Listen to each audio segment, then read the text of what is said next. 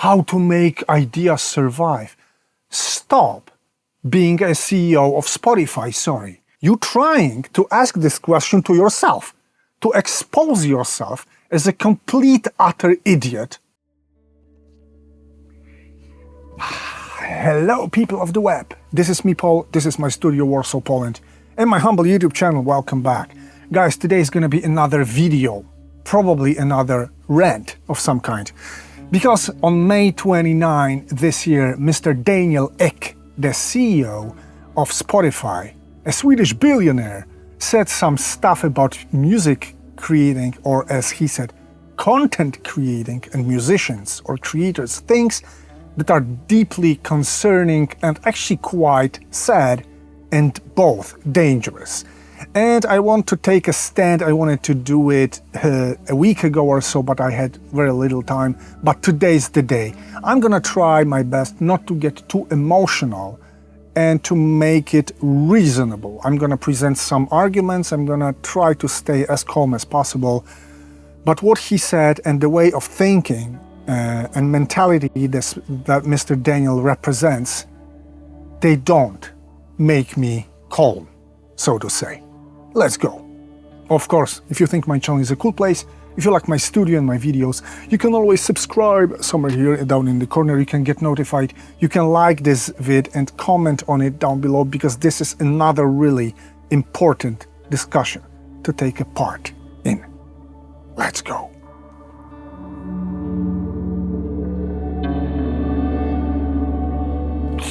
Okay, I've got this Twitter or X post by Mr. Daniel Ek, who is a CEO of Spotify, coming from Sweden, just to remind you, because he said something like this. I don't, of course, have to tell you what Spotify is, right? Today, with the cost of creating content being close to zero, people can share an incredible amount of content. This has sparked my curiosity about the concept of long shelf life versus short shelf life. While much of what we see and hear quickly becomes obsolete, there are timeless ideas or even pieces of music that can remain relevant for decades or even centuries. For example, we're witnessing a resurgence of Stoicism, with many of Marcus Aurelius's insights still resonating thousands of years later. This makes me wonder, what are the most unintuitive yet enduring ideas that aren't frequently discussed today but might have a long shelf life? Also, what are we creating now that will still be valued and discussed hundreds or thousands of years from today? This is the original post, and it's obvious that it had to spark controversy, because today, with the cost of creating content being close to zero, that's enough. And this is the main point why Daniel has been heavily criticized, because he doesn't actually say music or art. He says content. And this is like, there are no more artists, there are only content creators, excuse me. Not very nice to see us as just content producers maybe, or content delivery services maybe even, because there is a hint, there is a context of this content word, but then cost of creating content being close to zero nowadays. And that's the main thing. And of course, it's the main thing, but it's just the tip of an iceberg, I think. Because, of course, Daniel is absolutely wrong about saying that even if it is content, it's for free. No. Equipment cost is not close to zero. It might be cheap. For rich Europeans, like, I beg your pardon, by pure accident, Mr. Daniel comes from a rich country of Sweden and is a billionaire. For him, probably everything is close to zero. I don't mind even any of European countries. I don't mind United States of America or any Western world countries. But what about poor or poorer than Europe, African countries, South American countries, or Asian countries? What about very talented people that have no financial resources of any kind to start? Nothing is close to zero for them, Mr. Daniel. Nothing is close to zero, but you don't understand this. Mr. Daniel doesn't think about people. He thinks about business statistics and some Google Sheets or Excel sheets in front of him. And it tells him that the content creation cost is close to zero statistically for him, because he doesn't really know. He knows that he can acquire this content extremely cheap. He can pay to the creators very little, so that he thinks maybe that content cost creation is close to zero. It's not. We're gonna get back to it in a minute, all this equipment and stuff cost. But also what Mr. Daniel doesn't seem to understand, that the process of education throughout the years, of being a good creator, not even an artist, in anything, means education, means countless hours, days, nights, spent on excelling your workshop, or training your sensitivity, your imagination, fueling them, talking to yourself and sparking ideas with a deep connection to your emotions. This all is a piece of exhausting work, and the cost of it, counted in years, also in money. But not only that, it will never be cheap, Mr. Daniel, unless it's made by AI. This is not close to zero and never will be, and you don't seem to understand this. And being criticized for the fact that you wrote this, it's obvious. I would be really surprised if you weren't. But as I said, this is just a tip of an iceberg, I'm afraid, and the problem that you represent with your thinking is just very concerning, and it's way beyond this. Because then you say about concepts and things that are timeless, witnessing a resurgence of Stoicism and some stuff that has been made, content produced thousands of years ago, and you're wondering, is this possible that we're going to create any timeless ideas? You're not actually asking this question for two reasons. The first reason is that you seem to value the past as the source of ideas and timeless things, because that was not a matter of content, but that was a matter of works of art, works of human intellect, right? And you seem to have a very historical approach that, we had some art and stuff in the past. And the second thing is that you somehow answered yourself. To be able to create timeless ideas, first you have to stop thinking in terms of this frigging content that dies. If you want to have ideas, stop being a content creator or content distributor like Spotify is. Stop thinking in these terms. Support artists, thinkers, not content creators. Don't be content-centered, content-oriented. Start being human-oriented. And you are not. You're asking a question that you're not actually... First, you're giving an answer, and then you're asking a question that is not even valid, because you answered yourself in the first paragraph. Today, the content creation is close to zero. Will anything survive? If you treat it like this, nothing will survive. Your business will survive because it's going to generate AI crap that's going to last for 5 minutes. But you don't worry because you're going to generate as much as often as you want with this. So, hey, Mr. Daniel, what is even this? And I don't mean the first paragraph. I mean the second paragraph and this question. This is outrageous. Actually, it's not a real question. You don't want this to happen. You don't seem even to understand that you are contrary to your own question in the first paragraph. But we're not even halfway.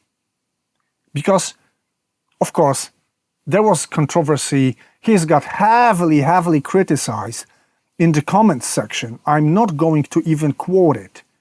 But he has been eaten alive.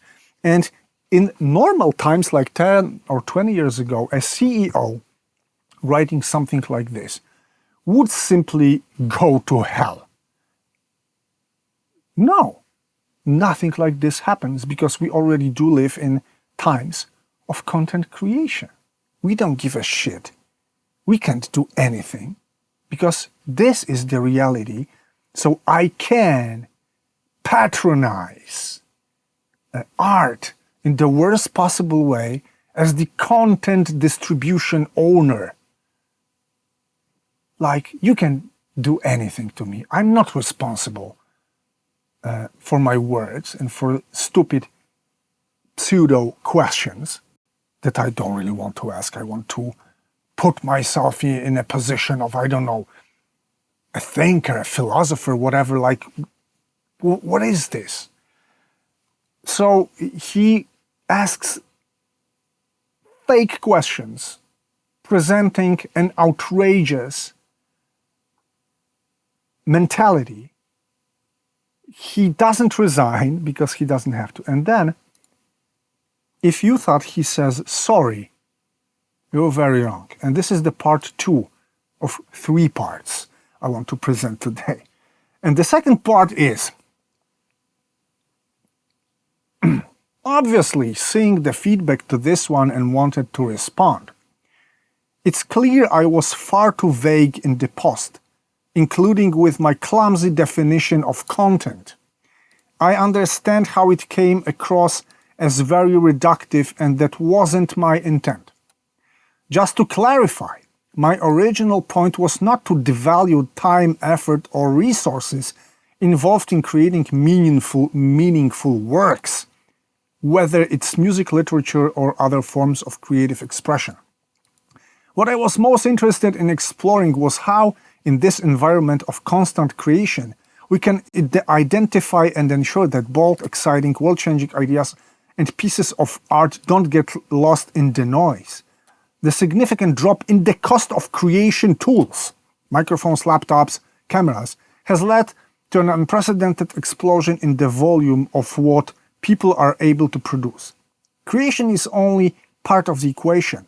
My focus was on exploring and staying power of the most creative, most thoughtful-provoking ideas. That didn't come across, and that's on me. Wow, congratulations, Mr. Daniel. That's on you. And if the first one was outrageous, I don't even know what to say about this one, because this presents a really dangerous mentality. The first and very striking fact is that Mr. Daniel doesn't say sorry to any people. He deeply offended and treated them with huge disrespect and misunderstanding and lack of human-to-human sensitivity. There is no sorry. That didn't come across, and that's on me. There is still no human in this. And moreover, he doesn't want to devalue the time, effort, and resources involved in creating meaningful works. Oh, so you didn't want to devalue this. Or did you? Because the significant drop in the cost of creation tools, that we're getting back to this. Let's start with this. Again, Mr. Daniel, for you as a billionaire from a rich country of Sweden, this might be cheap. A lot of talented people around the world, especially in, I suppose, Africa, some Asian countries, South Africa, Southern America countries, nothing is close to zero. And you have no frigging right to say this. No. Microphones, laptops, cameras. Yes, of course, you can get as many as you want. There are still people who can't. And this only indicates that you're still very materialistic and content-oriented. Where are the people in all this? You seem to only think about material world, income, expenditure, money, and content. And this is like a huge black hole that's looking at me like an abyss of your wrong thinking looking at me. And it makes me kind of scared because you still don't seem to understand. You don't apologize to the artists or even content creators. You don't say you are sorry. No, you know, that's on me. My definition of content was clumsy. And you want to make sure whether the bold, exciting, world-changing ideas don't get lost in the noise. You know what? To make sure something doesn't get lost in the noise, you have to stop thinking in terms of creating or sustaining noise. You have to stop producing and distributing noise. And you're not ready for this as a human being, as an entrepreneur, as a person. Because, microphones, laptops are cheap. As I said, they aren't. And they're human beings sharing their ideas there. And you're talking about Spotify as a CEO that thinks statistically, anonymously, and like you're not asking this question for real. No, because you're not that you're creating a business that's full of noise, that's a huge noise machine. You are the noise. Your mind is extremely noisy. And you don't seem to grasp the idea of creating art. And for you, it's like a wow discovery. What should we do? How to make ideas survive? Stop being a CEO of Spotify, or stop being a content creator for Spotify maybe one day. And that's enough. There is still art being created. There are still people that do not kill themselves to release a new track every day or every week. There are writers, screenplay writers, actors, directors who don't give a shit, about your ideas, what is content and what is not, because they do create art until that very day. You don't seem to be even aware of this. So you know what? I suppose that the question you're trying to ask is just debunking yourself as a complete idiot who doesn't know where he lives because all his life and mind has been eaten by this Spotify thing.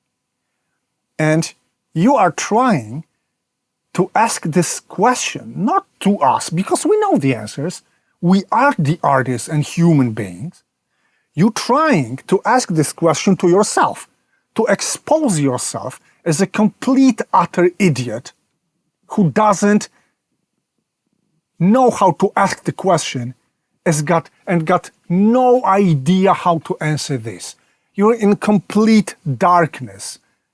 And the last decade narrowed your mind and your ways of making business so much that you're trying to be cool or thinking, asking this, whatever it is, because this is not a question. This is a pure proof of your idiocy, I'm sorry to say.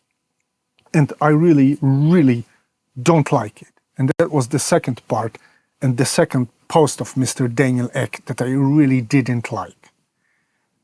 But there's a third part to it all, and let's try to leave this, Mr. Daniel, and I'm not talking to you, Mr. Daniel, right now, because I don't think you're really capable to think and discuss things like on a bit different level. I'm sorry, but I have my doubts about you. So I'm addressing this to musicians, to writers, and to my public, not to you, sir. What does all this mean, and this mentality mean to all the artists and even content creators, if we want to call ourselves like this?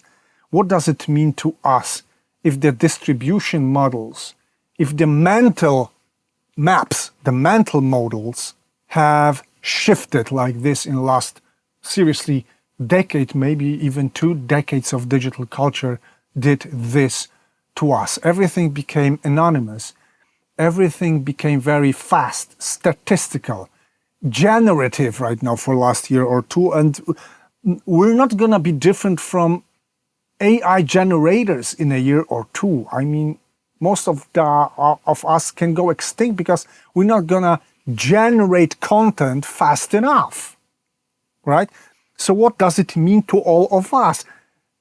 Ideas and posts and business models by people like Daniel Ek are a real danger when convoluted with AI, machine learning, generative, music, graphics, spoken word and stuff. And I think our future, if there's any future, is actually very dark. And actually, in the next decade, there will be no future. You're going to be just a hobbyist doing this because you want to do this. Because Mr. Daniel and Spotify and some other platforms gonna produce content, and nothing will survive the wave of content that he's presenting. Because even if there will be a work of art, something really, a breakthrough in music writing and whatever, it's gonna die in the noise the next day. So what shall we do to survive? And I have an idea that we should get out of this as creators, artists, as a public. I stopped subscribing to Spotify well over a year ago because I know what Spotify does. I know the way of thinking of its CEO and the strategy of this platform. I'm not gonna endorse it. I'm never gonna like it. I'm never gonna take a part in it. And I'm not even there as music creator. I don't even try to be there with any of my music. I don't give a shit. I don't have to. I do my business somewhere else. I don't have to take a part in it. But creating fair, human-oriented platforms is what can save us in this digital world, because this world is still very democratic. We do have choice. We can influence what we do, what we consume. And I sincerely hope that the public, the audience, will get so bored and so tired with this huge mass of generated content that they will simply somehow get back, revert to some more classic ways of consuming art and culture, which means it's slower. I have more time to think about it, to discuss it with other people, because it's better. It makes bigger intellectual, emotional, artistic value, and it's more pleasant to take things at ease, to consume them, to digest them, not so fast, not so much at once, in some kind of peace. And this is how we humans are being constructed as well. I mean, okay, they are dopamine shots. That's all they do. They are trying to destroy your hormonal balance to make you addicted to stuff, to shorts on TikTok, YouTube, whatever, on some trailers, on some very specific jokes made in podcasts, some very short musical forms starting with huge bang. But this is not like what we need, and this is not what really makes us feel good and happy. This is an addiction. And I do believe that there is a chance that people will stop, will revert. No, this is really not good. And we're not going to consume stuff this way. We want to take control back before internet and algorithms, they control us to the very end. And this is what I think, and this is what I'm going to do, and this is what I'm going to spread myself as my everyday practice and my way of thinking against all this. Because this is deeply inhuman. I'm starting thinking maybe Mr. Daniel isn't a human himself. And the future doesn't seem too bright, but I still believe it's very up to us, artists, creators, and the public. And this is what I'm hoping for. And this became a bit longer than I thought it could be, but I really needed to say all this. And there will be no summing the things up like I do it every time. Because this discussion is open and it's going to continue every day, and I'm going to post probably more and more of videos of that kind. Because I feel I'm on YouTube just for this, to keep myself a human, to encourage my public to stay really creative, really artistic, and really human in what they do. That's it for today. Thank you. Take care. See you soon.